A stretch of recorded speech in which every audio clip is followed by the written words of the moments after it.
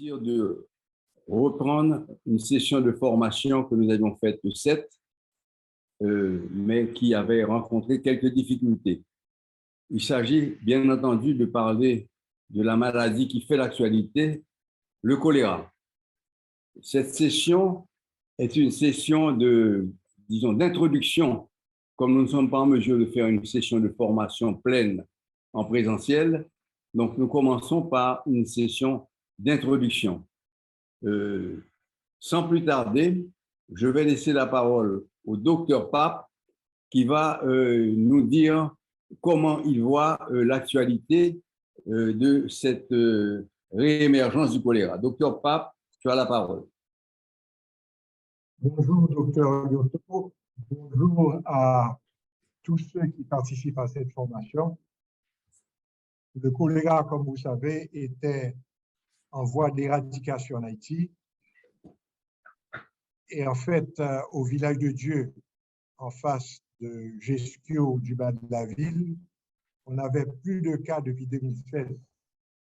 Cependant, on a eu récemment la réémergence de cas.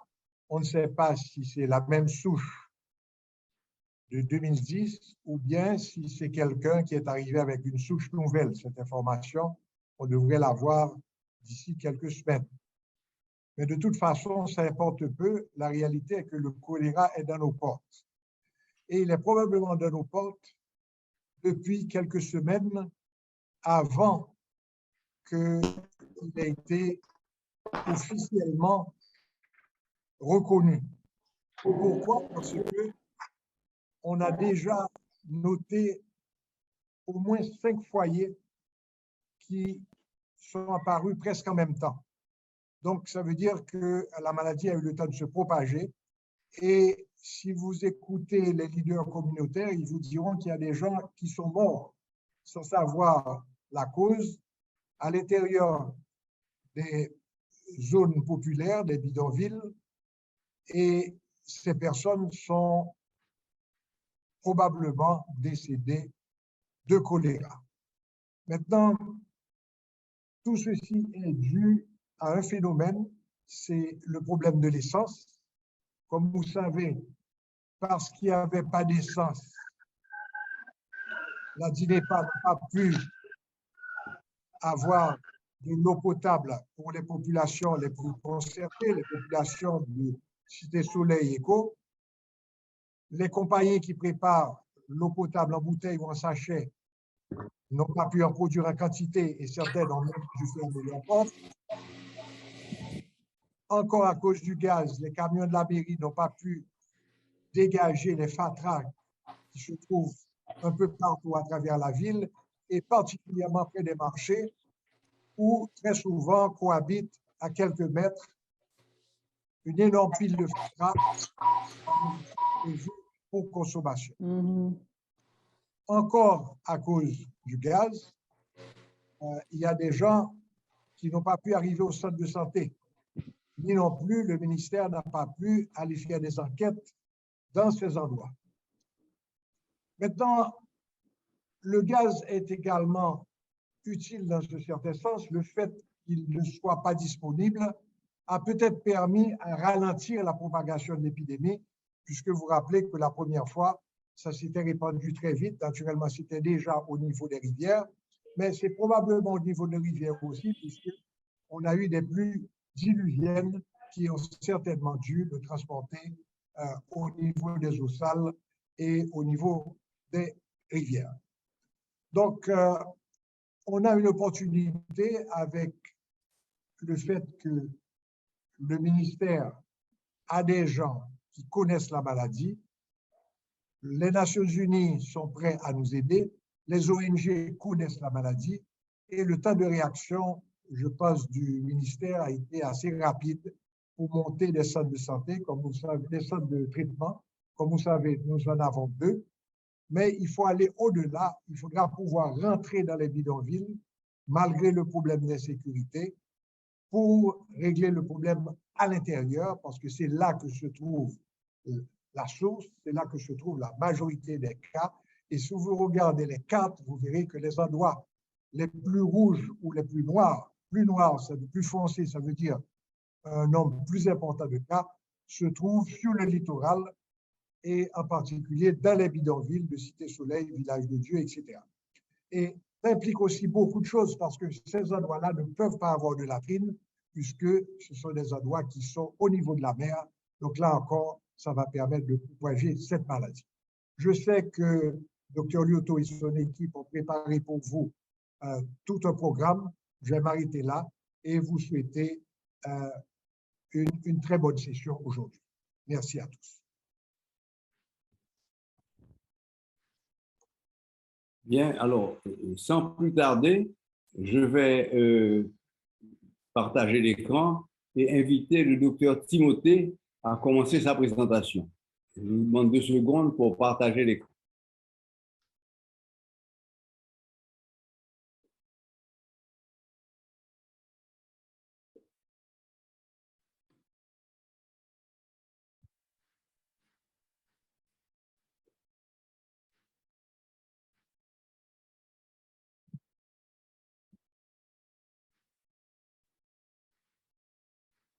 Docteur Timothée, ton micro n'est pas ouvert, non, si tu parles. Je m'excuse. Alors, encore une fois, bonjour à tout le monde. Je dis que je vais vous présenter le profil de l'épidémiologie du choléra, en accentuant sur les modes de transmission, les facteurs de risque, l'aspect écologique et surtout les facteurs favorisant la transmission. Et nous arrêterons un petit peu sur la situation actuelle de l'évolution du choléra en Haïti. Le premier slide, c'est...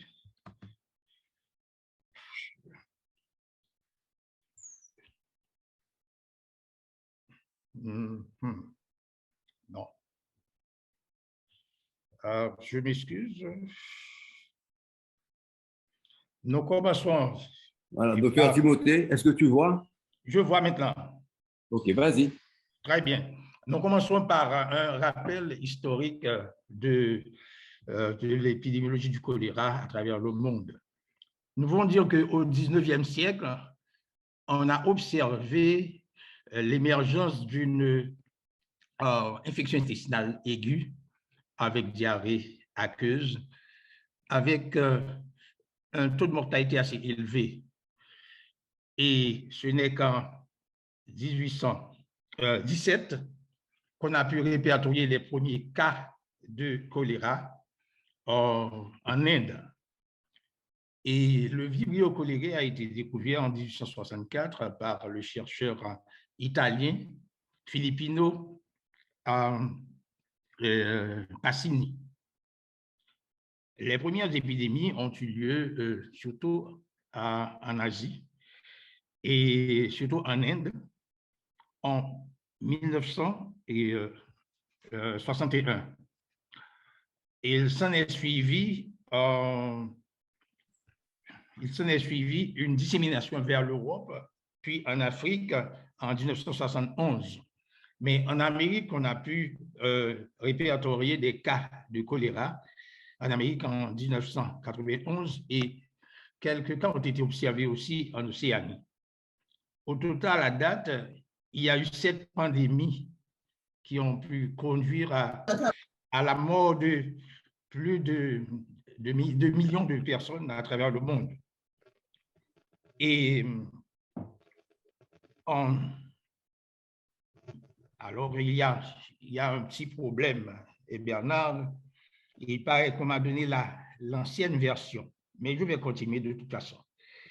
En 1991, on a eu, au lieu de 1994, les premiers cas au Pérou. Ils ont mis à peu près 10 années avec le support du WASH. Ils ont pu augmenter l'accès à l'eau potable et améliorer les conditions d'assainissement. Et cela a permis vraiment d'éliminer totalement le choléra au Pérou après 10 années de lutte. En 2010, on a enregistré une épidémie en Haïti causant 820 000 cas et près de 10 000 décès. Et à cette époque, les départements concernés, c'était tout d'abord le département du centre. À l'origine, je veux dire, les premiers cas ont été causés par une contamination massive du fleuve Artibonite au niveau du département du Sac et dans la localité de Meille, tout près de Mirebalais. Et cette épidémie a gagné. L'Artibonite, on connaît je veux dire, l'évolution de ce choléra. Ici, il y a eu une dissémination vers d'autres départements afin de couvrir l'ensemble des départements du pays. Fermez vos micros, s'il vous plaît, si vous parlez pas. Malheureusement, en octobre 2022, on a assisté à la réémergence, à la résurgence de cas de choléra. Mais il faut dire que les conditions, c'est-à-dire les conditions étaient réunies pour qu'il y ait une réémergence des cas de choléra. La discussion, est-ce qu'il y a une importation de cas de choléra? C'est un point d'interrogation, mais ce dont on peut être certain, c'est qu'il y a eu des foyers résiduels au niveau environnemental, ce qui pourrait faire penser à la persistance de la souche originale de 2010 au niveau environnemental. Maintenant,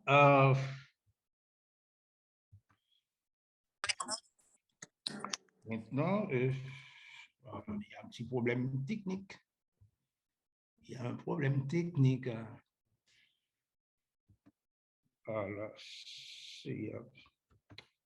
D'accord. Les caractéristiques c'est-à-dire de la bactérie qui a causé le choléra. Le choléra, donc, c'est une infection intestinale aiguë et de forte contagiosité et de mortalité très élevée, pouvant amener et conduire à la mort de la personne infectée dans quelques heures si aucune prise en charge appropriée n'a pas été instituée, ou encore aussi il y a d'autres conditions aggravantes comme des comorbidités qui pourraient pu, je dirais, augmenter la mortalité chez cet individu infecté. L'agent pathogène, donc, c'est une bactérie, c'est le Vibrio cholerae. Et on sait qu'il y a différents sérogroupes de Vibrio, mais les plus importants et ceux qui ont causé le plus grand nombre d'épidémies à travers le monde, c'est le Vibrio 01 et le Vibrio 0139. Le Vibrio 01 est beaucoup plus mortel, est beaucoup plus contagieux que le Vibrio 0139 que l'on retrouve surtout dans les pays à forte endémicité, comme certains pays d'Afrique. Mais les deux peuvent causer des épidémies. Mais il faut retenir que le Vibrio 01 est plus dévastateur, beaucoup plus contagieux et est responsable de beaucoup de cas de morbimortalité. La source de l'épidémie, jusqu'à ce que les études prouvent le contraire, c'est encore le Vibrio cholerae O1 du sérotype Ogawa et du biotype L-Tor. C'est cette souche qu'on a pu mettre en évidence en 2010 et nous pensons avec l'hypothèse de la persistance dans des foyers résiduels au niveau environnemental. C'est cette même souche qui est à l'origine de la résurgence du cas en Haïti. La durée de vie du Vibrio cholerae chez l'individu infecté est de 1 à 10 jours dans les selles de ces personnes infectées. Le réservoir est strictement humain et on considère que c'est une maladie des mains sales pour montrer que le trajet, c'est de la main contaminée à la bouche.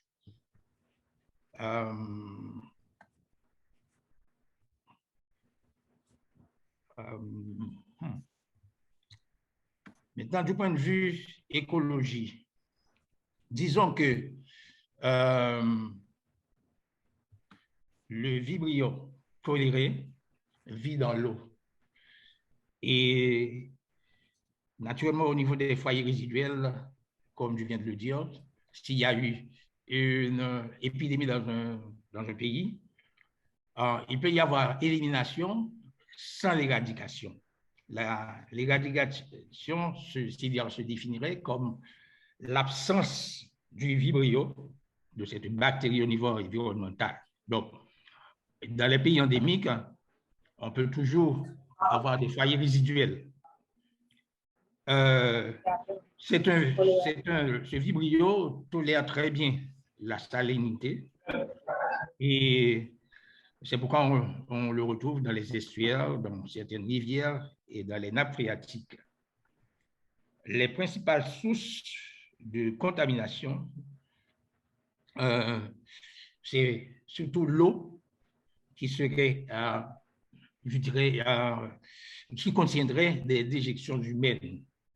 Et c'est pourquoi on a fait valoir en 2010 qu'il y a une contamination massive du fleuve Artibonite par des déjections humaines. Maintenant, concernant les modes de transmission, il faut refaire remarquer que la transmission est interhumaine, c'est-à-dire c'est d'individu à individu, un individu qui est infecté, et puis les selles de cet individu peuvent faciliter la contamination. Et on a remarqué que beaucoup de personnes qui n'ont pas la possibilité d'avoir une latrine ou bien des toilettes modernes peuvent contribuer sans le savoir, à la propagation du vibrio choléré au niveau du milieu ambiant. Mais les principales sources de contamination, c'est-à-dire c'est l'eau et les nourritures contaminées, c'est-à-dire des aliments crus ou encore des crudités, comme les fruits de mer, et aussi les fruits et légumes qui ne seraient pas bien traités, qui pourraient avoir le vibrio choléré. Et les matières fécales aussi de personnes infectées peuvent servir de voie de transmission du vibrio choléré. Et l'environnement de haute salinité comme les estuaires, ce que nous appelons les embouchures. Alors, il faut faire remarquer que le fait d'avoir des patients avec la présence de vibrio choléré dans les selles peut, je dirais, causer une propagation et contribuer à l'évolution exponentielle des cas de choléra, parce que on peut retrouver pendant plusieurs jours le vibrio choléré dans les selles de ces patients ne présentent aucun symptôme, donc il peut arriver que ces personnes contaminent d'autres personnes. Du point de vue des facteurs de risque, il faut comprendre que la transfusion est orofécale. C'est pourquoi si l'on est en présence d'une situation où l'accès à l'eau potable, le traitement des résidus solides, je dirais, sont très limités, on peut s'attendre à une éclosion de cas de choléra en admettant que le vibrio choléré existe au niveau environnemental ou encore qu'il y ait des cas importés.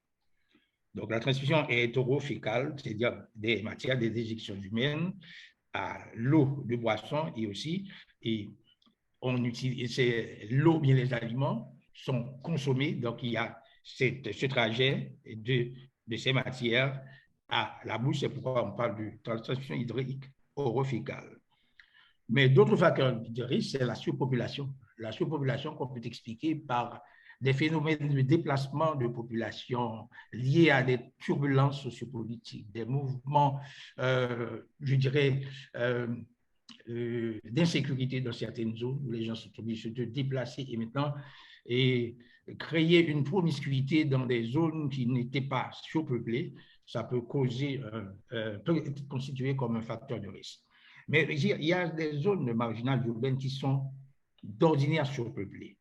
Et cette situation démographique peut servir de facteur favorisant la propagation du vibrio choléré au niveau du milieu ambiant, au niveau de la communauté.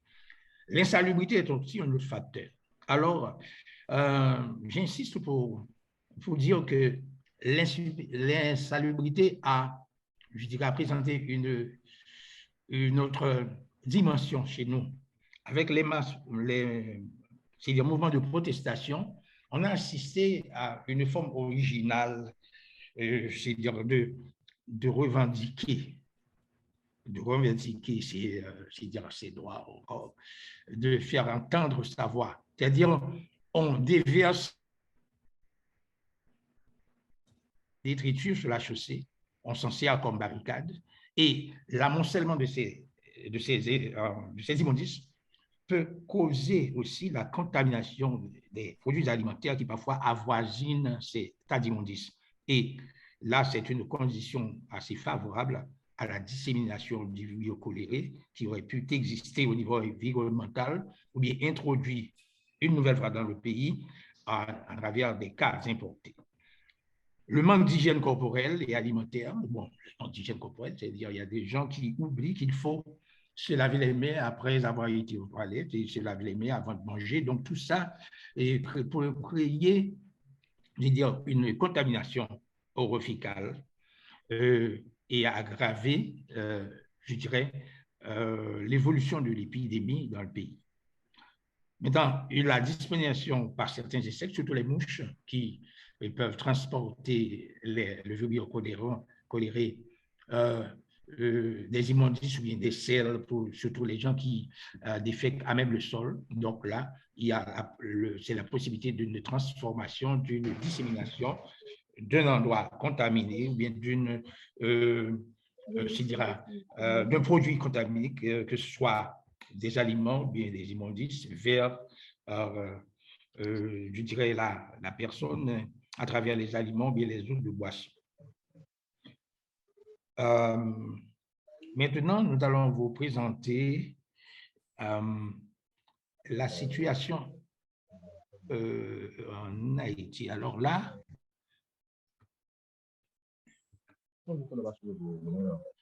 la situation en Haïti, et ce sont des graphes qui datent exactement des graphes qui datent du 11 septembre, du 11 octobre. Ce sont des diapositives assez récentes. Et ces diapos nous viennent du site web du ministère de la Santé publique. Et alors, nous avons la situation épidémiologique du choléra au 10 octobre 2022. Alors, les gens qui se rappellent, qui ont été à la première présentation de vendredi dernier, ils pouvaient se rappeler que le nombre de cas suspects était de 152. Mais si vous voyez bien, entre le 7 octobre et le 11 octobre, on est passé de 152 cas à 319 cas suspects. Et 33 cas confirmés, c'est-à-dire des cas qui ont pu être testés par les tests rapides au niveau des institutions qui en disposent, et puis confirmés au niveau du laboratoire. Alors, ces cas qui sont confirmés, ces 32 cas, sont des spécimens qui ont été envoyés au niveau du laboratoire national et que les tests ont révélé la confirmation de 34 cas. Maintenant, du point de vue hospitalisation, le nombre de cas d'hospitalisation a augmenté, 268, et le nombre de décès à 19. Et le laboratoire a reçu 200 échantillons de spécimens et 107 tests ont été réalisés. Et maintenant, il y a un nombre de 95 tests qui sont en attente. J'attire votre attention sur la situation au niveau de la population carcérale. C'est vrai qu'on n'en dispose pas des données au niveau national, mais ces données au niveau du pénitencier national nous montrent qu'il y a, je m'excuse, il y a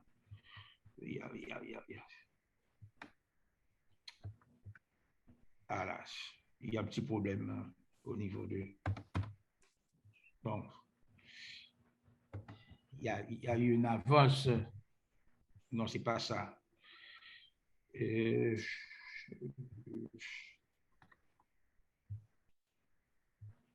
Oui. Donc, au niveau de la population carcérale, on a eu 103 cas suspects, 12 cas confirmés et 12 décès.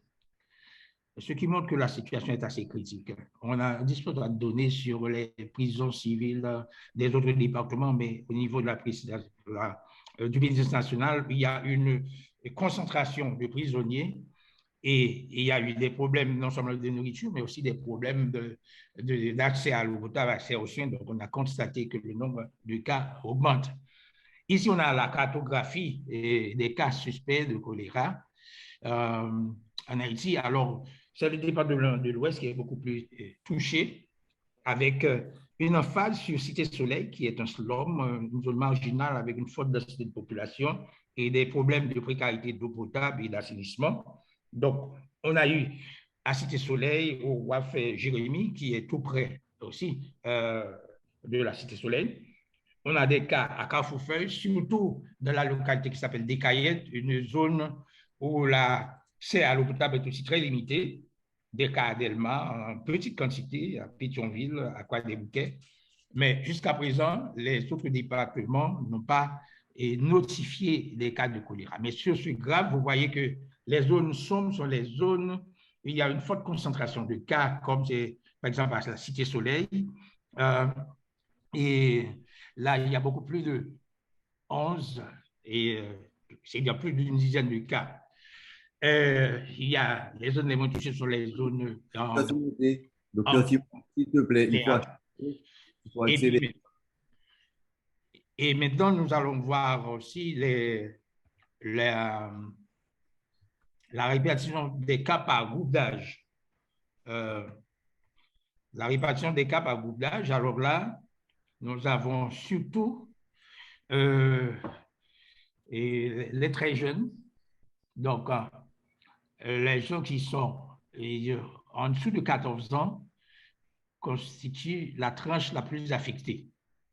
Et deuxièmement, ce sont les gens de 20 à 29 ans qui sont beaucoup plus touchés par le choléra en Haïti. Donc, c'est pourquoi, même au niveau du centre d'Istio, on a 30 cas, il y a 26 cas d'enfants et 6 cas d'adultes. Donc, les groupes très jeunes ils sont beaucoup plus touchés par le choléra à date. Maintenant, là encore, c'est une évolution du CDK de choléra avec maintenant une répartition en tenant compte de la variable sexe. Donc, il y a beaucoup plus d'hommes que de femmes à être touchés par le choléra. Maintenant, qu'est-ce que le ministère a mis en place comme système de surveillance? Le système de surveillance du ministère est à 4 paliers. Au niveau central, il y a une coordination de la direction d'épidémiologie de laboratoire de recherche assistée par le laboratoire national de santé publique et de recherche. Et ces deux directions centrales normatives coordonnent le système d'alerte. Et les directions départementales sanitaires assurent la liaison entre les unités d'arrondissement de santé, qui sont les UAS, et le niveau central, pour la collecte des données, l'analyse des données et le reportage quotidien des données collectées et analysées par les épidémiologistes de terrain et les statisticiens affectés à ces directions départementales ou au niveau communal à travers les unités d'arrondissement et de santé. Dans un troisième échelon, on trouve les institutions de prestation, soit les hôpitaux et les centres de santé, qu'ils soient publics ou privés. Alors là, les institutions de prestation soumettent un rapport journalier à l'UAS, l'unité d'arrondissement de santé, et au département sanitaire, suivant le niveau de complexité. C'est-à-dire, si c'est un centre de santé, les données sont acheminées ou bien à l'hôpital de communauté de référence, ou bien à l'unité d'arrondissement de santé, et c'est un hôpital, les données sont acheminées directement vers la direction départementale qui transmettent ces informations au niveau central pour être traitées au niveau de la DELR et analysées et publiées. Les ASCP, qui sont à la base de la pyramide sanitaire, qui sont proches de la communauté, ces agents de santé communautaire polyvalents sont encadrés par les auxiliaires infirmières polyvalentes, les AIP, et leur rôle, c'est non seulement de collecter des informations au niveau communautaire pour les soumettre à leur institution d'ancrage, mais aussi ils peuvent servir d'éléments d'agents de sensibilisation, ils peuvent distribuer le sérum moral et apporter aussi des posters pour que les gens, je veux dire, soient motivés. Nous disons que les facteurs favorisant la transmission, c'est tout d'abord la présence du vibrio choléré dans les déjections d'individus qui ne présentent aucun signe de choléra. Et comme je le disais tantôt, c'est un peu inquiétant parce que ces gens ne présentent aucun signe et peuvent transmettre la maladie à d'autres personnes.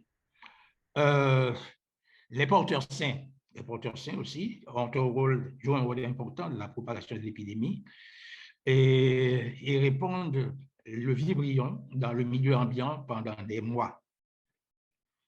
D'autres facteurs favorisant la transmission, c'est la mauvaise gestion dans le traitement des immondices et des excrétas humains. Et nous verrons dans une dernière diapo que la situation d'insalubrité est assez préoccupante. Vous avez une photo au niveau de rue de la capitale qui traduit ce que nous disons au début, qu'il y a une mauvaise gestion au niveau de la gestion et le traitement des immondices. C'est encore une source de contamination. Pour conclure, nous pouvons dire que la résurgence du choléra en Haïti, après son élimination, est en corrélation avec les facteurs suivants. Nous n'avons pas dit après son éradication, mais après son élimination, parce que on a eu 3 années consécutives sans cas notifiés. Donc, on a pu parler d'élimination. La surpopulation des zones marginales urbaines, c'est un des facteurs assez importants dans la propagation du choléra en Haïti. Les conditions de vie précaires des couches sociales défavorisées, aggravées par la crise sociopolitique et la crise humanitaire actuelle. L'accès très limité à l'eau potable, le manque d'assainissement de base, la photo précédente est assez éloquente, la persistance des foyers résiduels environnementaux. Et alors, ceci nécessiterait une étude au niveau environnemental pour savoir exactement où se situe le foyer principal qui aurait pu être à l'origine de cas disséminés au niveau de certaines localités du département de l'Ouest. Finalement, nous pouvons dire qu'en dépit des fausses nouvelles, des opinions controversées, l'épidémie du choléra en Haïti est réelle. Elle est confirmée par le vibrio choléré, est confirmé au laboratoire. Et même avant la confirmation, il y a des cas dont la symptomatologie est très claire et je dirais attestant de la présence du choléra chez certains individus. Et alors, cette épidémie du choléra actuelle nécessite des efforts conjugués des acteurs nationaux et internationaux pour éviter son évolution exponentielle. C'est vrai qu'aujourd'hui, le dernier CITREP a montré une diminution des cas suspects, ce qui peut-être est en corrélation avec une mobilité réduite de la population. Mais il faut faire attention. Il faut prendre des dispositions pour éviter que lors de la reprise de toutes les activités, on ne se retrouve pas en face de cas, et je dirais, de plusieurs cas de choléra dans le pays. Donc, le choléra existe bien en Haïti, cette épidémie est réelle. Merci de votre attention. Merci, docteur Timothée. Merci de cette belle présentation épidémiologique. Néanmoins, on a pris un petit peu de retard, on va devoir accélérer. Je vais, sans commentaires supplémentaires, demander à docteur Karine Sévère de nous parler de la prise en charge du choléra chez les adultes. J'attire l'attention que chez le docteur Sévère, c'est la 2e fois qu'elle a monté, remettre en activité un centre de traitement du choléra et elle a donc une expertise assez unique en Haïti. Docteur Sévère, tu as la parole. Merci, docteur Lyoto. Je voudrais savoir si je peux partager l'écran afin de faciliter les diapos à Maurice. Et non, je crois que c'est plus simple que je les avant. Je vais essayer de te suivre très étroitement. D'accord, OK. Donc, comme annoncé, nous allons parler de la prise en charge du choléra chez les adultes. Je pense que le docteur Timothée a fait mention de la particularité qui existe cette année dans ce que nous avons commencé par remarquer en termes de tendance. Nous voyons qu'il y a beaucoup plus d'enfants qui sont atteints de pour cette épidémie. Est-ce que c'est la réalité ou bien est-ce qu'il y a des informations qui nous manquent? Mais le fait est que nous avons également des adultes qui sont contaminés par le vibrio choléré et il est important de savoir comment réaliser cette prise en charge de façon adéquate. Donc, les objectifs de cette présentation auront pour but de vous permettre d'évaluer un patient atteint de choléra, de connaître le protocole thérapeutique de réhydratation selon l'état du malade, de conduire une antibiothérapie appropriée et de reconnaître à temps et gérer les éventuelles complications. Pour réaliser une prise en charge, il y a cette question essentielle qu'il faut se poser en cas de diarrhée. Premièrement, le patient a-t-il des selles liquides fréquentes? Depuis quand le patient a la diarrhée? Le patient vomit-il? Si oui, à quelle fréquence? À quand remonte la dernière émission d'urine? Le patient est-il fébrile? A-t-il reçu du sérum oral ou d'autres médicaments, en particulier des antibiotiques? Et est-ce qu'il présente des crampes musculaires? Pour nous aider à réaliser le diagnostic clinique, à faire l'évaluation clinique, nous devons pouvoir évaluer le degré de déshydratation du patient. À cette fin, il y a un tableau qui résume ce qu'il faut rechercher dans les cas de déshydratation légère, de déshydratation modérée ou sévère, et on va évaluer pour chacune de ces catégories l'état mental, le volume d'urine, les signes vitaux, évaluer les membranes muqueuses, évaluer les yeux, le pli cutané et chez les enfants, que vous verrez ultérieurement avec le docteur Rousier, la fontanelle antérieure. Donc, en évaluant ces différents paramètres, ça nous permettra de catégoriser le degré de déshydratation afin d'apporter les corrections nécessaires. On va s'attarder particulièrement sur ce qui est, je pourrais dire, assez commun dans le cadre du choléra et que l'on retrouve dans pratiquement tous les cas, c'est la question de la diarrhée. Donc, nous allons commencer par évaluer la fréquence des selles liquides.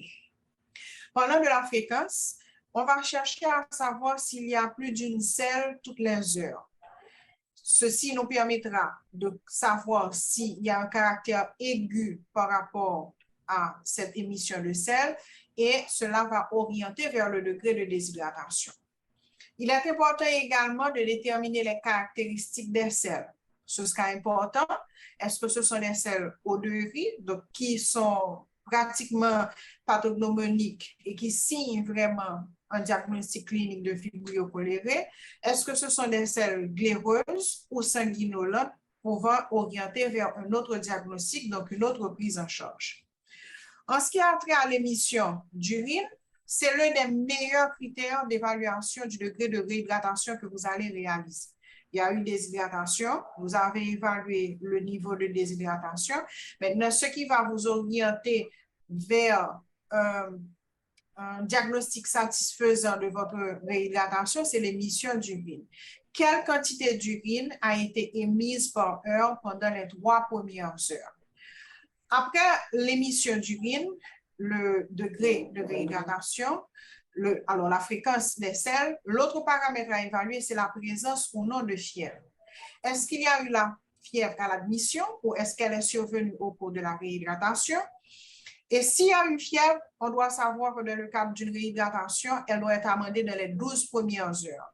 Passé ce délai, il faut rechercher un processus infectieux qui peut être soit un diagnostic différentiel ou bien une co-infection. Pour nous permettre d'évaluer ces 3 signes et symptômes dont nous venons de parler, il y a une feuille de suivi de patients avec diarrhée que nous avons conçue au niveau de notre équipe qui permet d'évaluer, suivant une certaine rigueur, quelle est l'évolution du patient. Donc, vous voyez que c'est une feuille qui est assez complète où on va recueillir les signes vitaux, le degré de déshydratation. On va évaluer la quantité de liquide perdu, que ce soit à travers les selles, les vomissements et les urines. Et on va également évaluer la quantité de liquide reçu, soit à travers le sérum de réhydratation orale, soit à travers les quantités de soluté ingérées. Donc, on va faire la balance de la quantité de liquide perdu versus la quantité de liquide reçu pour nous permettre à ce moment d'évaluer convenablement la performance, le travail qui a été réalisé pour ce patient. Maintenant, une fois qu'on aura initié disons, la prise en charge par rapport à la réhydratation, que nous verrons un petit peu plus en profondeur tout à l'heure, on va vers un diagnostic et en général, durant la période, l'épisode épidémique, quand on est face au choléra, on peut le reconnaître à distance. C'est-à-dire qu'on voit les selles eau de vie, on voit vraiment la déshydratation, on connaît les caractéristiques des selles. Quelqu'un qui a l'expérience avec le vibrio choléré, c'est automatiquement, on n'a parfois même pas encore besoin de voir les selles. On entend seulement ce qui tombe dans le seau avec le produit chloré pour décontaminer rapidement. Rien qu'à entendre ce qui est déversé dans le seau, on sait qu'il y a de très fortes chances qu'il s'agisse de cas de vibrio choléré. Et quand on regarde, on voit vraiment les selles eau de riz, on est quasi certain qu'il s'agit d'une infection, d'une contamination par le vibrio choléré. Maintenant, parlant de selles, on profitera pour réaliser des prélèvements pour asseoir ce diagnostic. On va réaliser ce prélèvement dans des récipients non stériles et que ça peut se réaliser soit sur la personne qui est malade, qui est toujours vivante, ou il peut se réaliser également en post-mortem. Maintenant, on va réaliser un test diagnostique rapide, si possible, et les résultats que l'on obtient sont inscrits pour la surveillance épidémiologique. Dans des structures spécialisées comme la nôtre, au GESCIO, que ce soit à INLR ou à IMIS, nous avons la possibilité de réaliser une culture qui est le test standard pour la confirmation du vibrio choléré.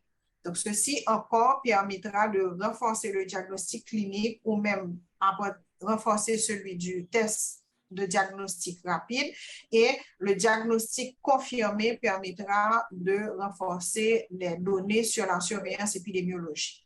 Maintenant, l'essentiel de tout ce qu'on vient de dire, c'est parce qu'on a besoin de réaliser un traitement. Ce traitement va se faire à deux niveaux. Par le rétablissement de l'équilibre hydroélectrolytique, c'est le geste thérapeutique urgent et essentiel. Et la deuxième étape sera de lutter contre le germe pour permettre de diminuer la durée de la diarrhée, mais aussi pour diminuer la durée de portage, c'est-à-dire le nombre de jours où cette personne aura à excréter dans l'environnement, le nombre de vibrios. Quelles sont les étapes de cette prise en charge?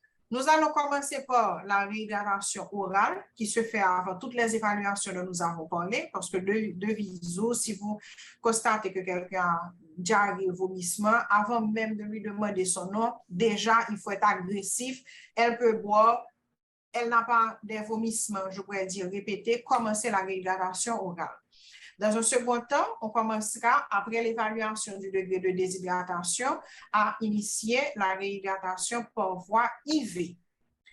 Cette phase de réhydratation orale et de réhydratation IV constitue ce que nous appelons la phase intensive de réhydratation qui doit être effectuée dans les 3 à 6 premières heures. C'est une tranche qui est cruciale pour la bonne évolution du patient. Une fois qu'on aura terminé avec cette phase intensive, on passera à la phase de maintien et le patient plus ou moins stabilisé, on recherchera les pathologies associées à son cas.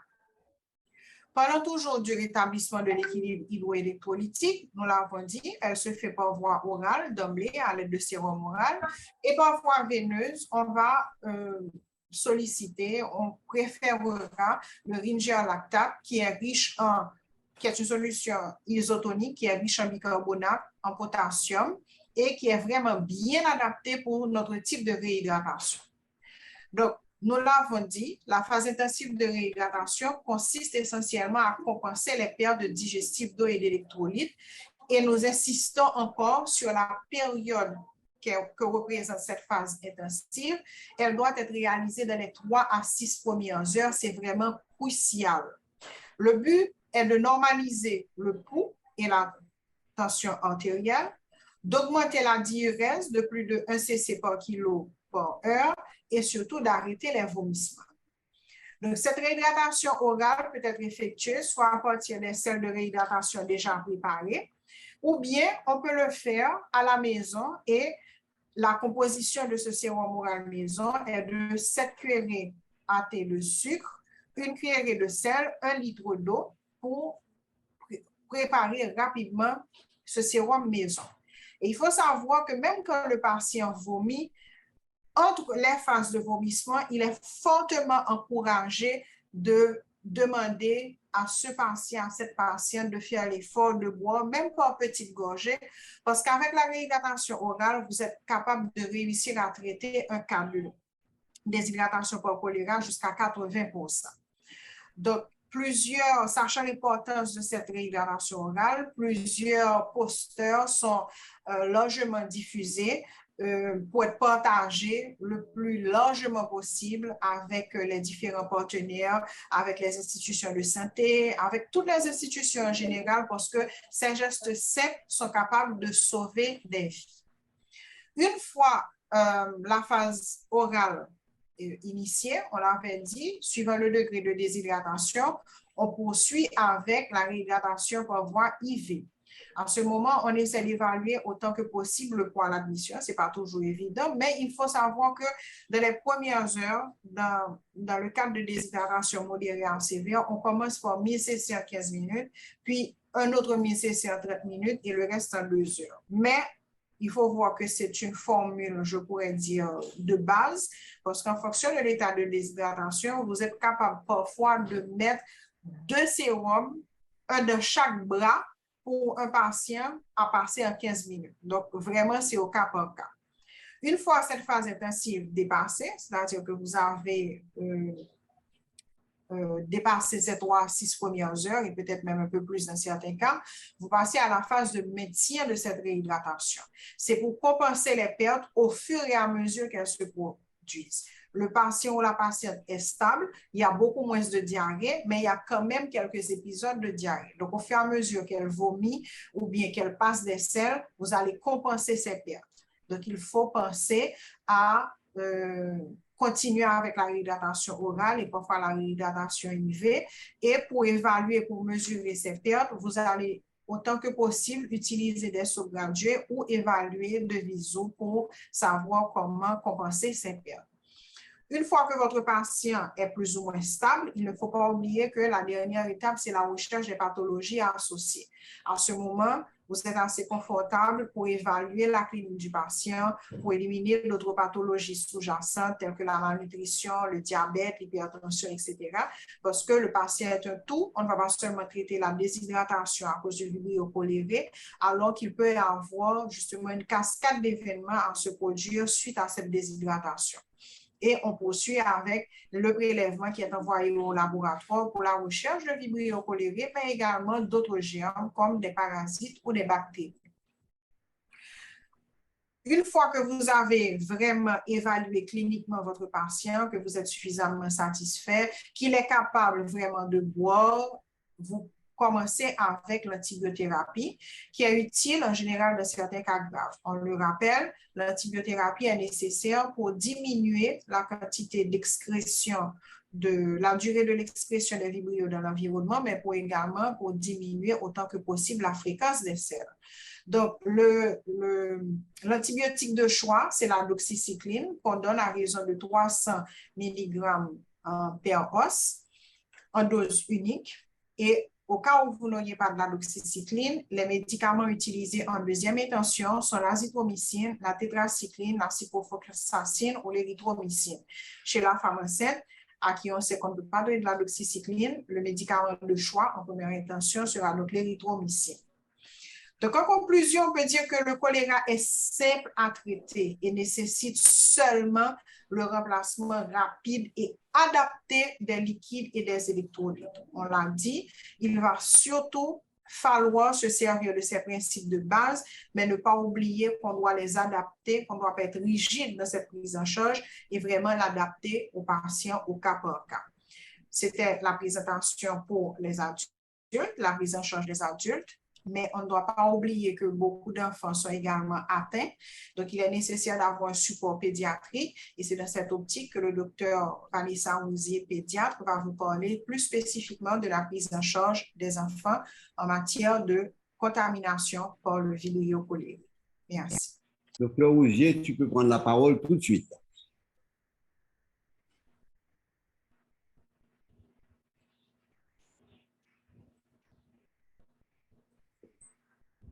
Docteur Rouzier, tu es dans l'air?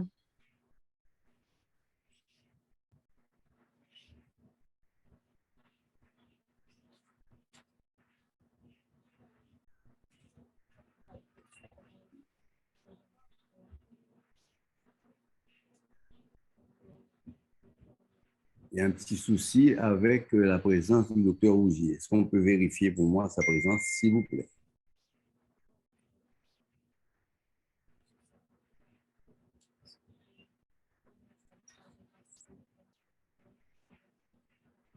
Et Diana, je crois qu'elle était prise dans le CTC. Je confirme. Il y a beaucoup de bébés, elle est avec le docteur Alcena. Je vais voir si peut-être elle peut être disponible dans quelques minutes. Alors, dans ce cas-là, on va passer à la présentation suivante, c'est-à-dire on va aller directement à la prévention du choléra. Alors, pour la prévention du choléra, nous allons céder la parole à Madame Rosnadi Charles, qui est l'une des responsables de la surveillance de la prévention des infections pour les centres gestion. Madame Charles, est-ce que tu peux prendre la parole tout de suite? Ça va? Oui, oui, ça va de mon côté. OK, vas-y. Bonjour à tout le monde. Donc, je vais enchaîner avec cette présentation sur la prévention du choléra. Donc, cette présentation tourne autour des mesures de précaution individuelles et des précautions sur les mesures environnementales. Et tout au début, je dois attirer votre attention là-dessus parce que c'est très important. Il y a une autre mesure dont on ne va pas aborder en long et en large tout au cours de ma présentation, mais je dois quand même passer là-dessus parce que c'est très important. Il y a les mesures administratives. Donc, je dois vous rappeler que vous savez tous déjà qu'au niveau des 2 centres de gestion, IMIS et INLR, on a un programme de prévention des infections. Et c'est la responsabilité des membres du comité de ce dit programme de s'assurer du respect des mesures, de s'assurer de tout mettre en œuvre pour les mesures administratives. Ce que je veux dire par là, c'est dans le sens à s'assurer que tous les matériels qu'il nous faut pour permettre de prévenir le choléra soient mis en place.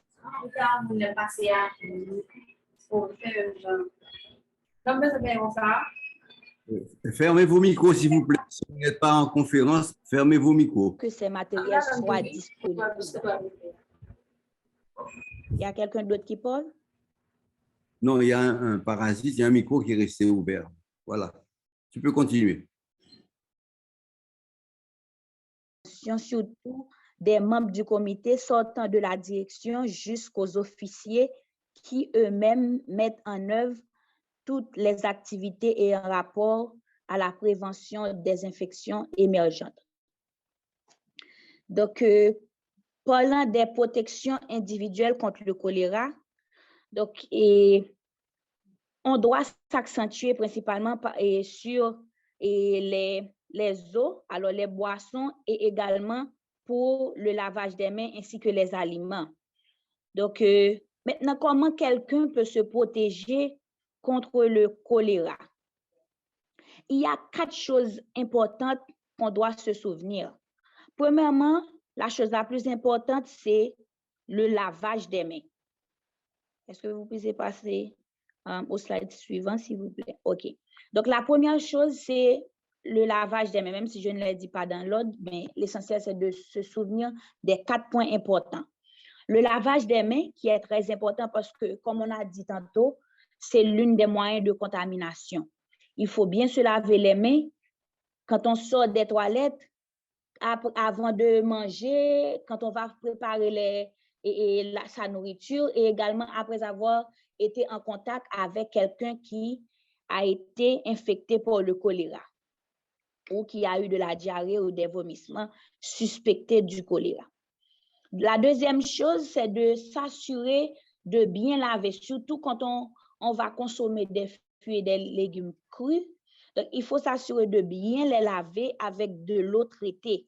On va aborder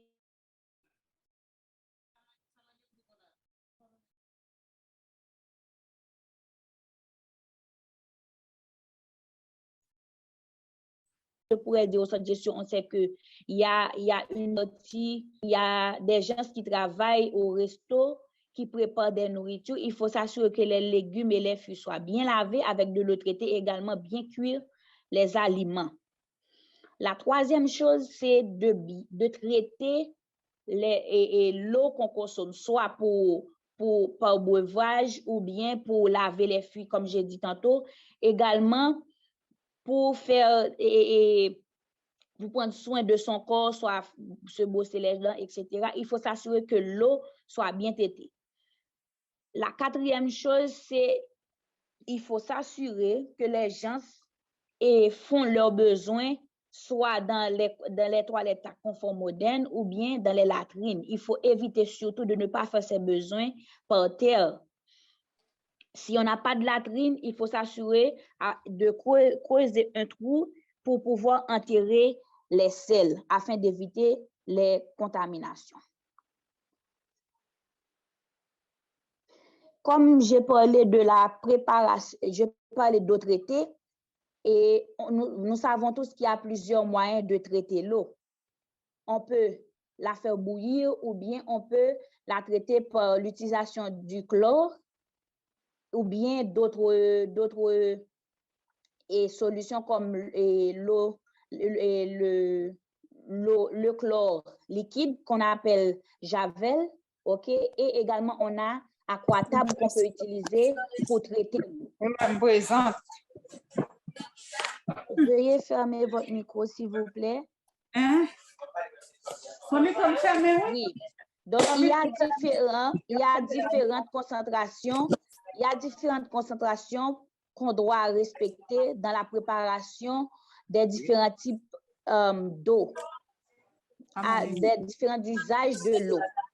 Par exemple, comme j'ai dit tantôt, il y a la préparation qu'on doit s'accentuer là-dessus, c'est surtout l'eau qu'on utilise pour le breuvage ou bien pour usage ménager, soit pour laver les légumes et les fruits, ou bien pour boire, ou bien faire sa toilette. Donc, cette concentration de solution chlorée doit... Il y a quelqu'un d'autre qui a son micro ouvert. Veuillez le fermer, s'il vous plaît. Je demande aux personnes qui assistent à la présentation de fermer leur micro et non pas la parole. S'il vous plaît, fermez vos micros.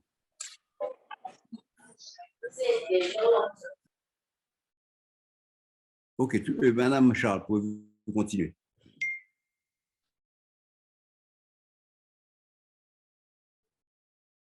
Est de 0,006%. On va voir comment, dans un tableau qu'on a qui résume toutes ces préparations et comment est-ce qu'on doit procéder.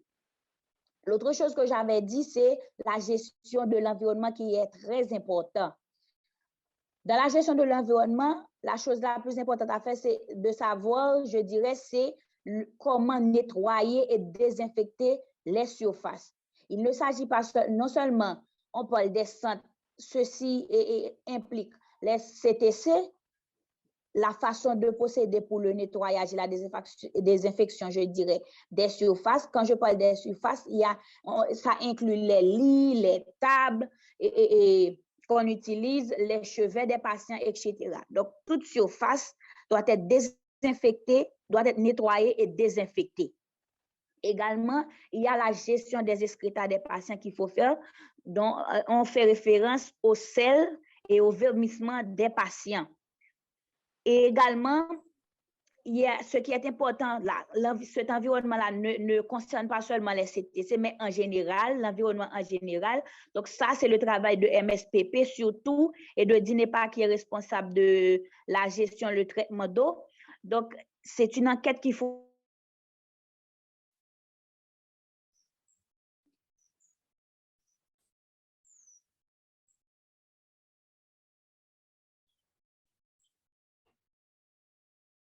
Mais dans ce tableau, on va voir maintenant les différentes, comme j'ai dit, j'ai déjà parlé pour l'eau de boisson et à usage ménager. Maintenant, les autres concentrations qui nous concernent encore, comme je vais de parler du nettoyage.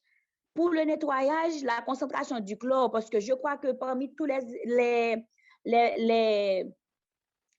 matériels qu'on peut, ou bien les ingrédients qu'on peut utiliser pour la décontamination de l'eau, c'est le chlore qu'on a qui est beaucoup plus disponible, surtout l'HTH. Donc, pour la concentration qui est recommandée pour le nettoyage et la désinfection des surfaces dont je viens de parler, c'est la concentration forte qui est de 0,5%. Il y a l'autre concentration qui est la concentration moyenne, relevant de 0.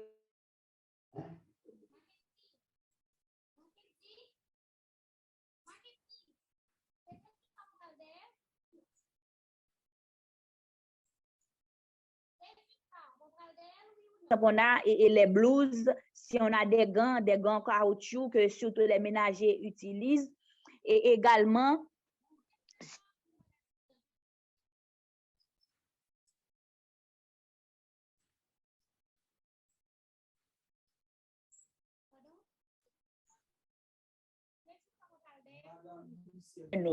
la concentration moyenne qui est de 0,1%. Et puis, on a la dernière concentration qui est de 0,05%, c'est légère, c'est pour le lavage des linges, ou bien je pourrais dire les draps qu'on utilise pour les lits.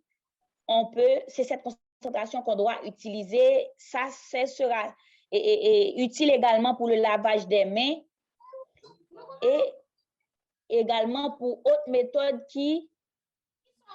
que je ne veux pas citer, comme pour le lavage des mains, également, comme j'ai dit tantôt, pour le lavage des fruits et légumes, etc. Et la dernière concentration, c'est le 2%, la 2% qui est pour la gestion des cadavres, ainsi pour nettoyer les latrines. On va voir maintenant comment il faut préparer ces différentes concentrations et ce qu'on doit faire avant même de commencer à préparer ces solutions. La première chose qui est nécessaire, c'est de porter des équipements de protection individuelle pour pouvoir se protéger du chlore. Par exemple, on a besoin de lunettes, ou bien si on a un écran facial, ça peut aller. On a besoin également d'un masque, des gants en caoutchouc, comme vous voyez dans l'image, très épais. Également, on a besoin des blouses, un tablier. On a besoin également des chaussures comme des bottes que portent les ménagers pour pouvoir préparer ces solutions. Et pourquoi on dit des bottes? C'est pour pouvoir protéger les pieds, pour éviter que la solution n'abîme pas ou bien ne donne pas de problème au niveau des pieds. Également, il faut savoir que ces solutions doivent être préparées chaque jour. Et à la fin de la journée, après 24 heures, ces solutions, s'il y a un reste, il faut le jeter parce que c'est plus efficace. Cette solution-là restante n'est plus efficace comme auparavant.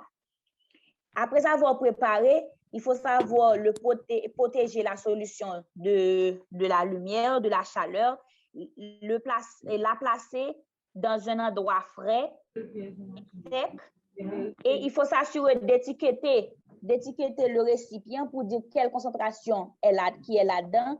Ensuite, il faut également que le récipient qu'on utilise soit recouvert pour éviter à ce que d'autres objets tombent dans cette solution-là. On continue. Pour la concentration, pour la préparation de la solution de chlore à 0,5%. Si vous utilisez l'eau de Javel ou bien vous avez une solution de chlore à 5%, vous avez besoin, par exemple, si vous voulez préparer un seau, si vous voulez préparer un seau de solution de chlore à 0,5%, vous avez besoin d'un seau de solution de chlore de 5% plus 9 seaux d'eau pour pouvoir la préparer. Et après avoir fait le mélange, il faut laisser reposer pendant 30 minutes. Comme j'ai dit tantôt, il faut bien recouvrir et bien l'étiqueter. Il faut également le conserver à l'abri de la lumière, j'ai dit tantôt, et de la chaleur. Si c'est l'HTH que vous avez besoin de 10 cuillerées à soupe de solution de chlore de HTH, vous avez besoin de 10 cuillerées d'HTH dans 20 seaux d'eau, 20 litres de seau, je dirais. Je reprends. Si c'est avec l'HTH qu'on doit préparer la solution de chlore à 0,5, on a besoin de 10 cuillerées d'HTH à ajouter dans 20 litres d'eau. On continue.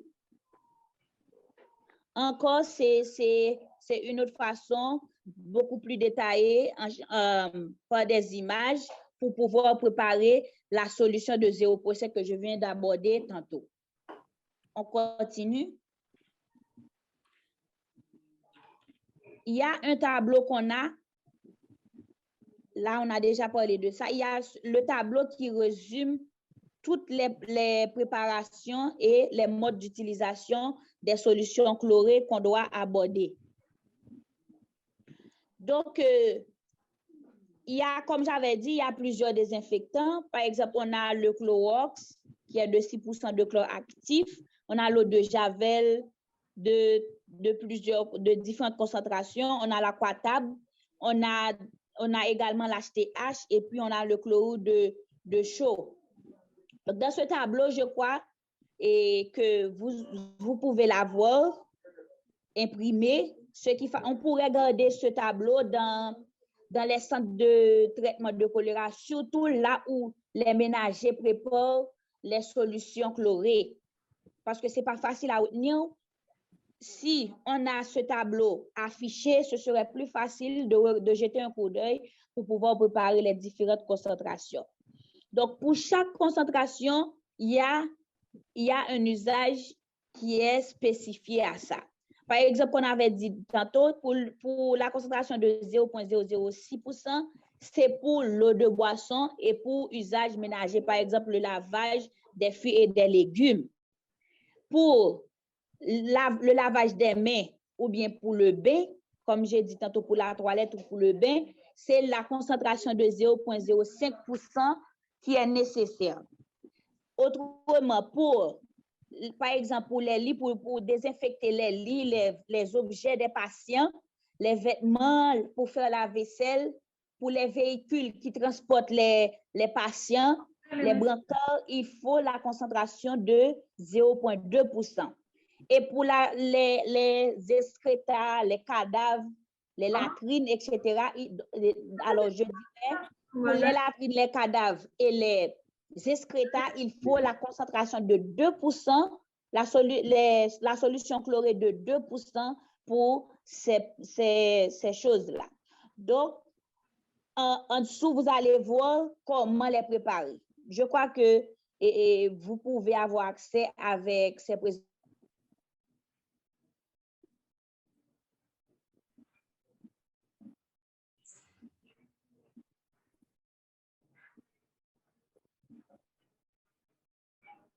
La chambre du décédé. Surtout, je disais qu'il ne faut pas oublier de nettoyer le foie parce qu'il y a une tendance, surtout, les personnes responsables du nettoyage, c'est seulement s'occuper du sol.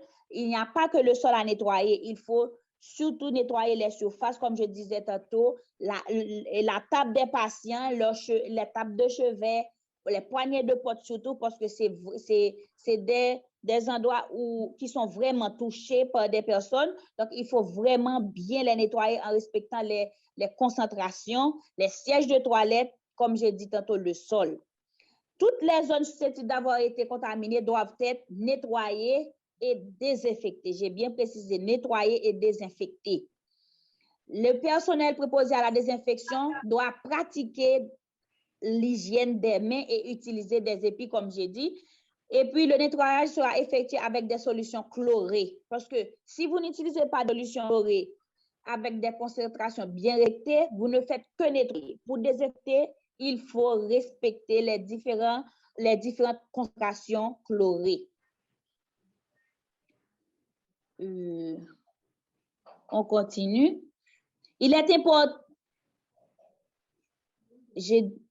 OK. L'autre slide, Dr. Lyoto. Oui. J'avais dit déjà, quand on regardait pour la gestion des cadavres, quand on regardait dans le tableau qui résumait les différentes préparations et les utilisations, c'est la solution de 2% qui est destinée à désinfecter le corps, les excréta et le corps des cadavres, les excréta et les vomissements des patients. Il faut se laver les mains avec de l'eau et du savon. Et puis, il faut utiliser correctement les désinfectants pour laver les mains avant et après toute manipulation de cadavres et les excrétations, les draps des patients, etc. Donc, il faut ne pas oublier de porter les équipements de protection individuelle, comme on disait tantôt. Pour les cadavres, il faut mettre du coton dans les oreilles, la bouche. Alors, je pourrais dire tous les orifices qui pourraient être des portes de contamination, il faut les imbiber de solutions de chlorée et surtout accompagner d'un coton hydrophile. Sans oublier l'anus du patient qui est également, je dirais, une orifice. La dernière chose qu'on doit faire pour prévenir le choléra, c'est la vaccination. La vaccination est très importante. Donc, et au niveau des centres GESCIO, les responsables font déjà des demandes de vaccins. C'est en cours, mais on ne les a pas encore disponibles. C'est très important, sera disponible de venir se faire vacciner du choléra. La dernière chose que je dois vous rappeler, la prévention, comme on dit souvent, il faut mieux vaut prévenir que guérir. La prévention coûte moins que les soins qu'on donne. Donc, soit la prise en charge du choléra, oui, vous allez voir, vous-même qui êtes responsable, que ça coûte beaucoup plus. Donc, tant qu'on peut prévenir, il vaut mieux prévenir que guérir. Merci. Merci, Madame Charles, c'était très bien. Et cette photo terminale, c'est une photo qui a été faite lors d'une consultation spéciale sollicitée par le docteur Pape, de spécialistes qui réfléchissaient sur la question suivante: faut-il une campagne nationale de vaccination contre le choléra? Et ceci avait été décidé positivement, mais la partie la plus importante qui avait été faite, c'est 1 million de personnes vaccinées dans le sud d'Haïti, juste après Matthews. Malheureusement, avec le changement de ministre, le programme national de vaccination a pris du plomb dans l'aile et l'OMS, entre-temps, a adopté définitivement la politique de vaccination, même quand une épidémie, et surtout quand une épidémie vient de commencer.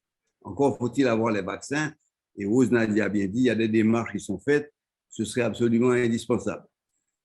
Est-ce que Dr Rougier serait revenu?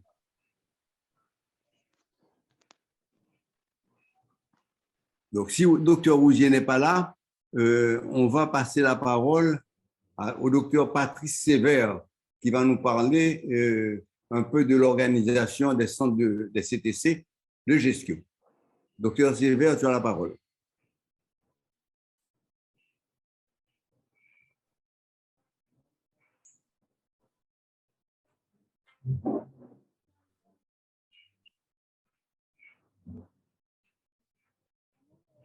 Est-ce que docteur Sévère est dans l'air?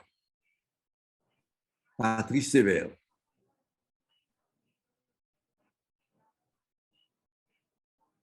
Bon, apparemment, ils sont peut-être pris au niveau du centre de traitement du choléra. Karine, est-ce que tu pourrais commenter les diapositives qui sont assez simples, qui étaient préparées par le docteur Patrice? Est-ce que c'est possible?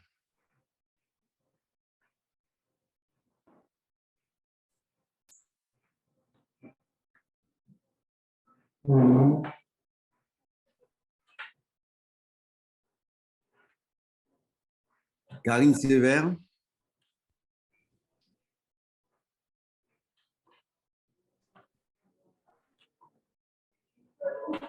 Bon, eh bien, en absence des deux docteurs Sévère, je vais commenter les diapositives qui avaient été préparées. Attention, le docteur Sévère, voulait insister sur la conjoncture très particulière quand même de cette nouvelle épidémie de choléra qui surgit en 2022. Elle survient dans un moment où on a un pays complètement bloqué, pays loc, une structure sanitaire extrêmement précaire, et puis bien sûr l'insécurité, la pénurie d'essence, l'inflation qui font partie de cette crise sociopolitique que nous vivons dramatiquement actuellement en Haïti. Ça n'a pas empêché les centres de gestion de mettre sur pied rapidement 2 centres de traitement, c'est-à-dire de les réactiver. Ces centres existaient pour la première épidémie, ils avaient été en place, mais encore a-t-il fallu les remettre en place, sortir le matériel, nettoyer. Et tout ça fonctionne actuellement. Les 2 sites fonctionnent. Mais il faut être lucide sur un point, c'est que les CTC, c'est très bien, c'est l'objectif, c'est d'amener les patients là, mais vu la complexité des transports actuellement, de l'impossibilité parfois d'être, il faut que tous les personnels de santé aient bien assimilé les gestes élémentaires. Mettre une perfusion pour réhydrater un patient est à la portée de n'importe quel infirmier ou n'importe quel médecin. Pourvu qu'on ait pensé avoir dans certains centres communautaires en particulier, d'avoir des flacons de Gringer lactate et surtout beaucoup de sérum oral. Donc, le point sur lequel il insistait beaucoup, c'est que oui, pour les CTC qu'il faut mettre sur pied, ils sont assez complexes. Il faut une présence permanente 24 heures sur 24. Mais au-delà de ça, sauver des vies, ça sera aussi nécessaire hors des points hors des CTC. Vous voyez qu'un centre de traitement de choléra, c'est une unité de soins temporaire dont le but est de prendre un grand nombre de malades quelquefois. Au GESCO, à l'INLD, on a une capacité de recevoir 50 patients, je crois, couchés, et on a aussi des chaises de choléra. C'est l'objectif les malades, de prendre en charge les malades selon les protocoles qui ont déjà été décrits par Dr. Karine Sévère. Il faut aussi, bien sûr, gérer, très important, les excrétas, les déchets médicaux, mais Mme Rosnadi-Charles en a largement parlé dans la présentation précédente. Ici, vous avez une liste qui est reprise entièrement de tous les CTC qui sont actuellement fonctionnels. Il y en a 18. Alors, il y a ceux de GESCO, il y en a 2, mais il y a tous les autres que vous voyez ici, que je ne vais pas lire en détail, mais vous pouvez vous retrouver. Il faudrait que tous les travailleurs de santé aient cette liste-là en main pour savoir où référer les patients actuellement.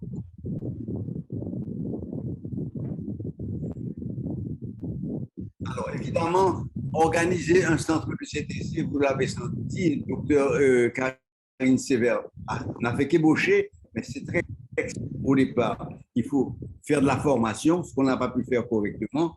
Heureusement, on avait un personnel déjà exposé au choléra qui avait une expertise. Il faut bien sûr organiser la prévention, pas seulement les vaccins, mais aussi tout ce qui concerne la gestion des déchets, etc. Il faut être capable de prendre en charge les patients 24 heures sur 24, gérer les équipements médicaux, il faut avoir un nombre de lits suffisant, avoir prévu les sacs pour les cadavres et comment on va en disposer, quelle entente on a avec les morgues pour déplacer les cadavres une fois qu'ils ont été mis dans leur sac et désinfectés, se préoccuper d'approvisionner en eau non seulement les patients, mais le personnel qui travaille aussi. Vous imaginez bien que sur le bicentenaire actuellement, au CTC, vous avez des infirmières, des auxiliaires, des jeunes sur place. Donc, il faut organiser la nourriture, la boisson pour tout ce monde, en plus des malades. Enfin, donc, c'est le dernier point, c'était la gestion du personnel soignant. En ce qui concerne le staff, ce qu'il faut avoir dans un CTC est résumé ici.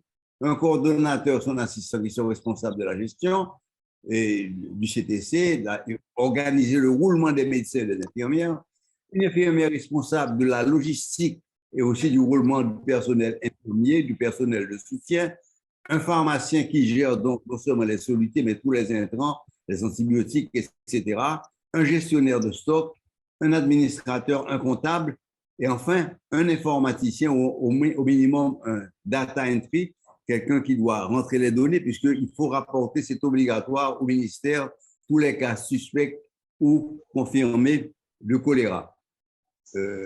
Voilà, oui. C'était ça essentiellement que le docteur Sévère voulait présenter. Oui, je suis là. Merci, docteur. Et le docteur Sévère est là? Oui, je suis là. Ah bon, je suis désolé. J'ai dû parler en absence. Je te passe la parole. Ah oui. Et encore merci, docteur Lyoto. Alors, je présente mes excuses à l'assistance parce que j'étais très pris au niveau du CTC. En fait, ce qu'a présenté le docteur Lyoto, ce sont en fait les normes, mais je dois vous dire que vous devez adapter ces normes à votre réalité. C'est très bien d'avoir les normes. Par exemple, nous, à INLR, et l'équipe qui coordonne le CTC, on est obligé de faire des réajustements au quotidien à tout bout de champ. Vous pouvez planifier pour 25 patients et vous en recevez 30, mais ce n'est pas seulement le nombre, c'est quel type de patients que vous recevez. Par exemple, là, docteur Sévère, malheureusement, la communication est très, très mauvaise avec toi. Oui. On n'arrive pas à t'entendre. Essaie à nouveau, sinon on va revenir un peu à un autre point. Et là, est-ce que ça va maintenant? OK, on t'écoute. Oui, alors je disais que vous avez présenté les normes et qu'il va falloir maintenant adapter à la réalité et faire des ajustements continuels. Et lorsque nous avons effectivement un CTC, il faut s'acquérir non seulement du nombre de patients, mais quel type de patients vous avez. Est-ce que, par exemple, pour nous, on avait sur une trentaine de lits hier, la majorité était des enfants. Et, docteur Patrice Sévère, je crois qu'on va devoir, on n'entend pratiquement rien. Donc, tu interviendras peut-être dans la discussion. Je pose pour la dernière fois la question suivante. Est-ce que le docteur Rousier serait disponible pour la présentation de pédiatrie? Et si docteur Rousier ne veut pas être présente, est-ce que Karine Sévère pourrait commenter les diapositives qu'elle avait préparées? Oui, docteur Lyoto. OK, mais Karine, je te passe la parole tout de suite. Oui, est-ce qu'il y a des questions bien particulières ou bien… Donc, je passe les diapos une après l'autre et tu vas peut-être les commenter. Ce sont les diapositives du docteur Rousier.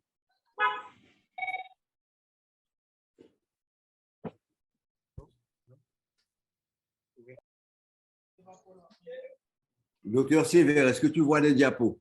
Oui, je vois les diapos. Eh bien, tu peux les commenter. On va essayer parce que on est pas mal en retard. C'est la dernière. Et après ça, on aura les discussions. On t'écoute.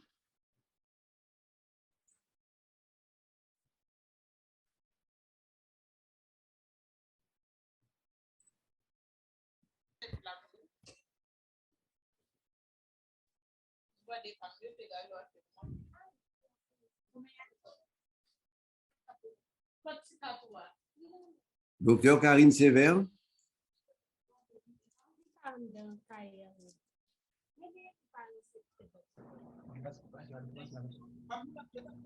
Vous entendez maintenant?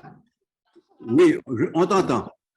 OK. Donc, je disais que comme pour les adultes, chez les enfants, il y a des manifestations cliniques qui sont très importantes à détecter, à rechercher.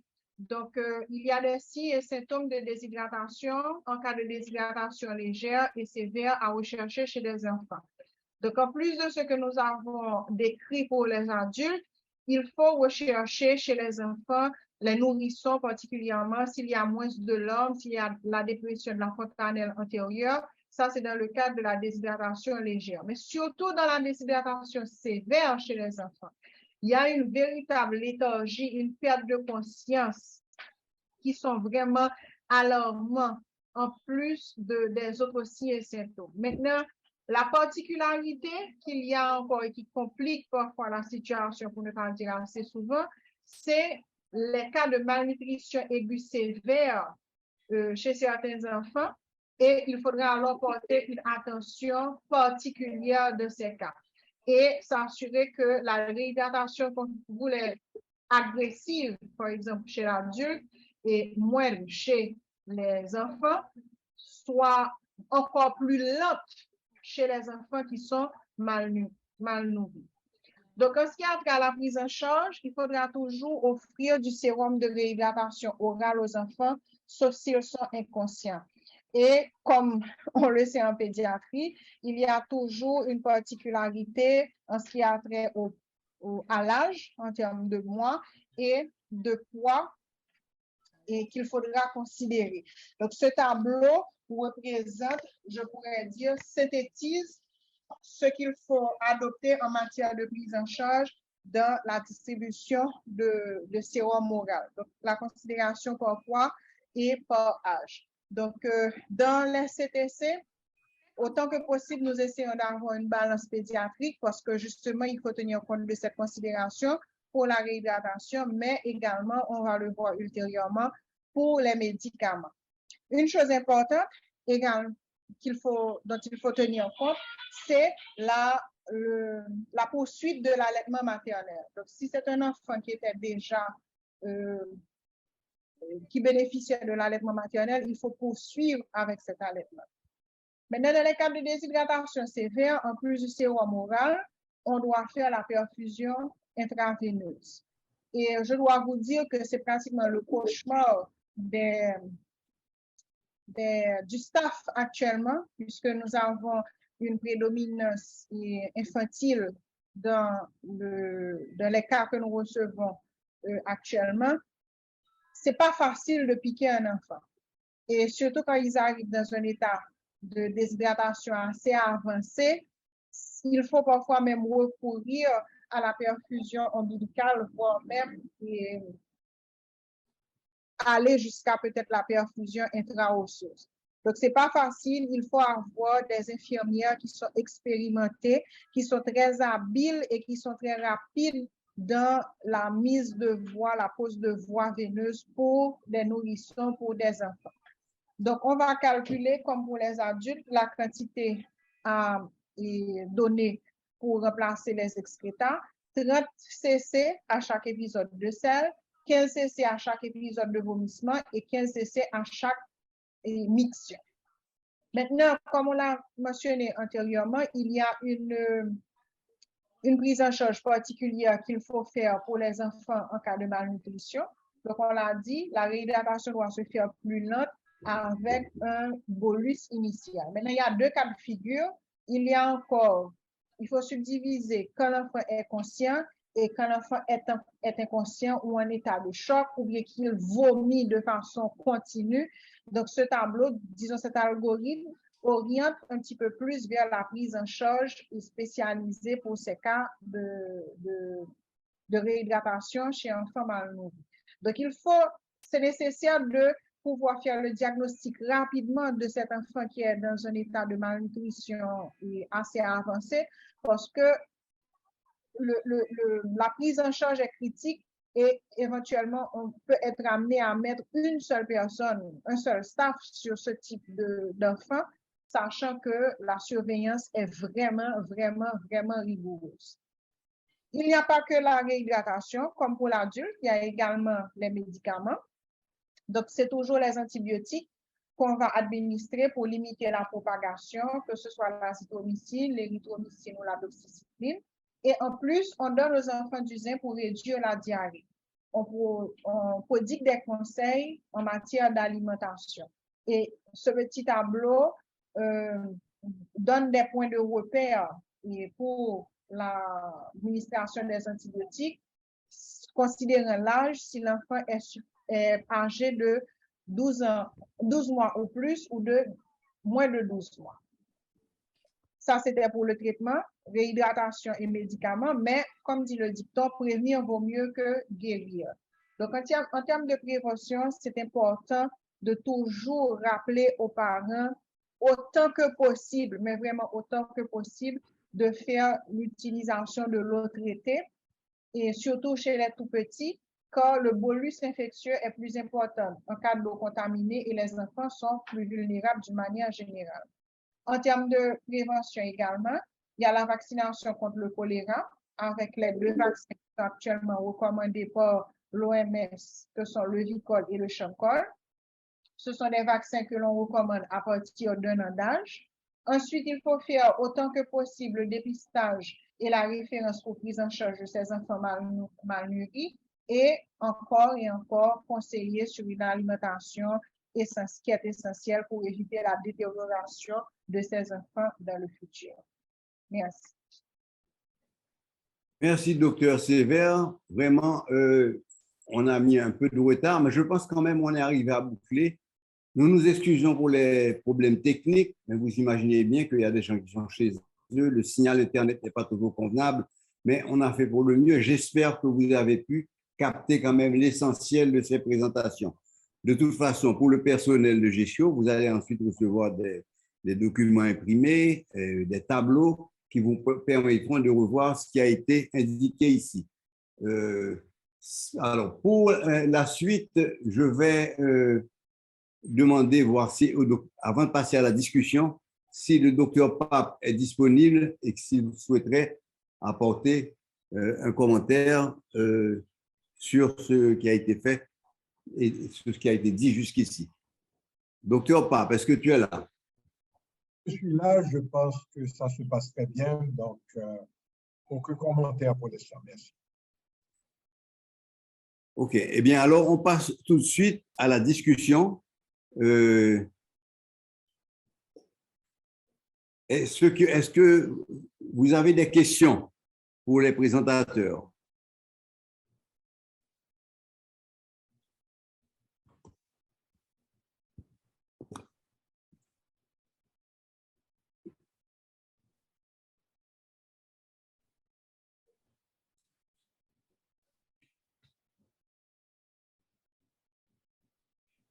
Je m'adresse aux personnes, au personnel de santé qui a suivi la présentation.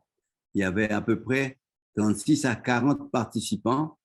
Est-ce que parmi eux, il y en a qui voulaient avoir un éclaircissement sur un point quelconque?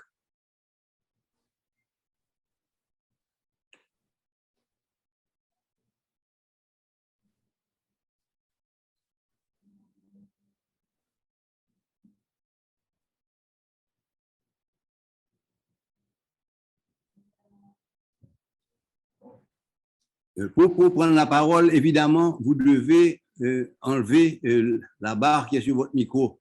La plupart des gens sont sur mute parce qu'on leur avait demandé pendant les présentations.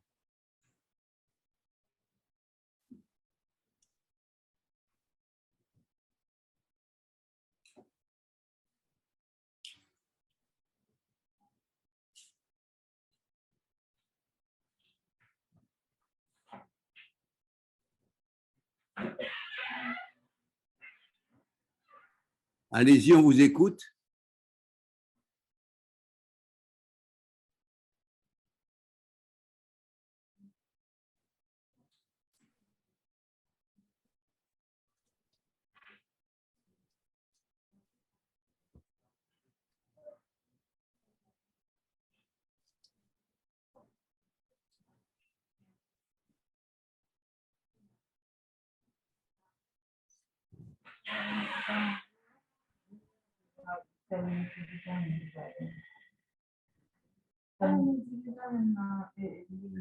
Docteur Mélissa Francis, est-ce que autour de toi, parmi les gens qui sont à la salle de conférence, il y a des gens qui voudraient avoir un éclaircissement?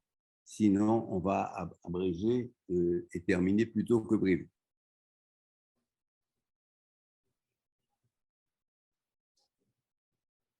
Est-ce que vous pouvez me confirmer qu'on m'entend? Oui, docteur Lyoto, je vous écoute, oui, je suis là. Oui.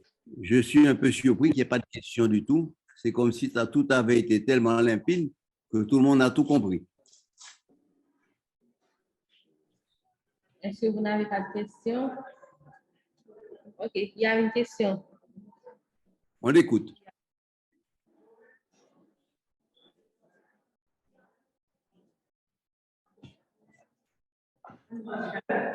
Bonsoir tout le monde. J'aimerais savoir qu'est-ce qu'on donne en cas de cloque musculaire. Potassium. En de calcium. D'accord, merci.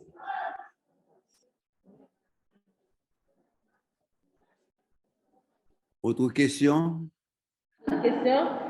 Non, il n'y en a pas.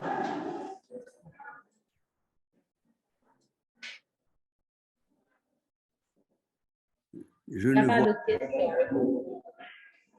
je ne vois pas le docteur Deschamps en ligne. Est-ce que le docteur Deschamps est en ligne? Oui, Bernard, je suis là, je suis là. Ok. Eh bien, je vais te passer, puisqu'il n'y a pas beaucoup de questions, je vais te passer pour dire le mot de la fin et mettre fin à cette séance d'introduction à la formation sur le choléra. Eh bien, merci Bernard. Bon, on tient à remercier tout d'abord et particulièrement le docteur Lyoto, qui effectivement a consacré des jours de travail pour organiser ces 2 sessions de formation consécutives. J'avais pu suivre la toute première en partie et celle-ci encore. Je crois que ces 2 sessions nécessitent effectivement et montrent effectivement le besoin d'une prise en charge particulière tenant compte de la réémergence du choléra en Haïti et son profil épidémiologique différent. On remercie aussi alors les différents participants, particulièrement ceux qui ont fait des présentations assez pertinentes, excellentes. Donc, bravo à toute l'équipe. Et on peut dire particulièrement la prise en charge du choléra en Haïti. Le GESCIO, comme toujours, jouera un rôle primordial. Et comme l'a dit Karine, la prise en charge des enfants nécessitera une approche particulière. Comme on le sait bien, la lutte contre le choléra, comme l'a bien montré le docteur Lyoto dans son agenda, nécessite une approche holistique qui intègre les besoins institutionnels, mais aussi communautaires. Je crois que dans notre cadre à nous, je crois que l'environnement est particulier cette année, en 2022. On devra, d'une façon ou d'une autre, considérer notre approche communautaire pour encourager la sanitation et aussi la communication, tenant compte des besoins de la communauté. Et nous avons bien vu les conditions sanitaires dans le cadre de la prévention. Donc, jusqu'à l'arrivée des vaccins, selon leur disponibilité. Donc, là, je sais que tout le monde est dans une situation d'urgence. Donc, je ne vais pas être plus long. Je remercie encore toute l'équipe et bravo, Dr. Lyoto, merci. Au revoir tout le monde. Rentrez chez vous. Je souhaite sans pépin et ceux qui nous ont assistés de loin, je vous remercie. Au revoir. Okay, merci particulier à Scott qui est à New York et qui a fait l'enregistrement de cette présentation. Merci. Et bonne rentrée chez vous. Au revoir. Au revoir.